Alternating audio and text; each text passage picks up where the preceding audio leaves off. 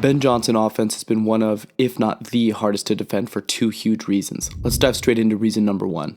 Numbers help decide leverage, spacing, and whether a play has a chance before the ball is even snapped.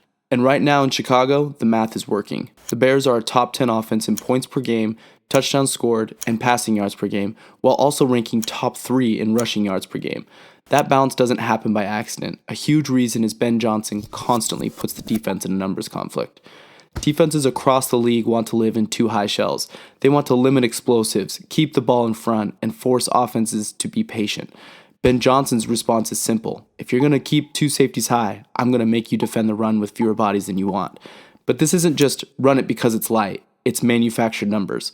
Chicago uses motion and alignment to pull receivers into the box and turn 11 personnel into a run-heavy look without needing to substitute. And when the Bears are top 3 in rushing yards per game and rushing yards per play, that's not because they're calling more runs. It's because the runs they do call have mathematical advantage. Take this play for example.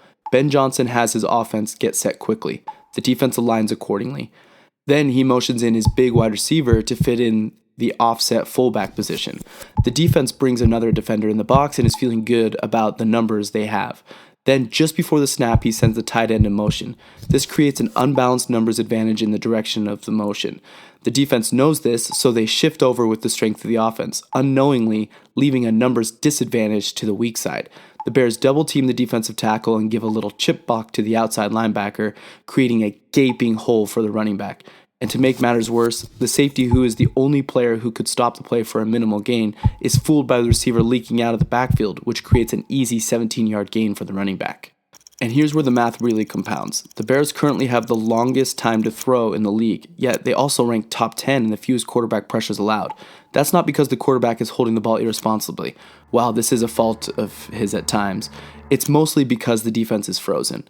Effective early down runs force linebackers to fit faster. That's when the math flips. Now the offense has more routes than coverage defenders, and when the defense does have the numbers, they are playing catch up because of the respect to the run. This creates space and makes throws easy on the quarterback.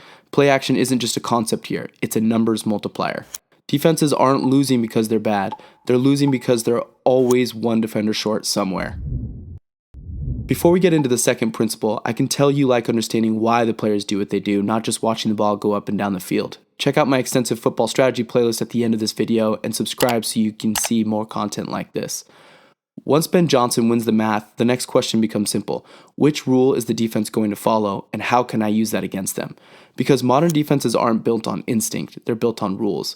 Coverage rules, run fit rules, pressure rules, and motion rules. And Ben Johnson's offense is designed to force those rules into conflict. In other words, defensive football is a series of if-then statements. If the guard pulls, the linebacker fits in a specific place. If the slot receiver breaks out, the nickel has eyes on the outside receiver. If the back releases, the hook defender carries. If the quarterback boots, the edge stays home. Ben Johnson is usually asking himself, what are you taught to do here? Then asks, how can I make that wrong?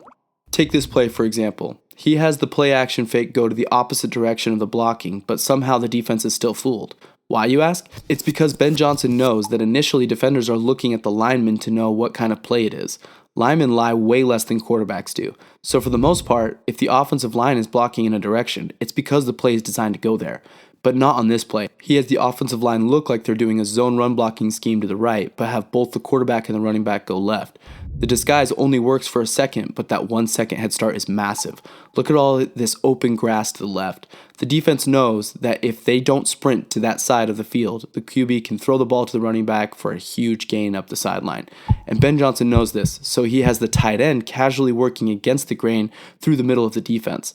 If you notice, the safety sucks up to stop the run to his left, even though both the quarterback and the running back aren't even heading in that direction. Then he gets eyes on the QB. By that point, it's too late. The tight end is running deep with a full head of steam for an easy touchdown. Earlier, we talked about motion as math. In this context, it becomes logic. Motion doesn't just move defenders, it reveals responsibility. When a defender runs with a motion, that's man. When the defense slides and points, that's zone. Once those rules are exposed, the play is already designed to attack them. Here's the nightmare for defenses. If they play disciplined, they give up numbers. If they play aggressive, they give up space. There is no perfect answer, only damage control, and that's intentional.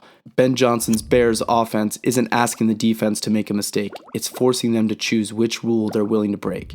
Be sure to like and subscribe, and I'll see you in the next one.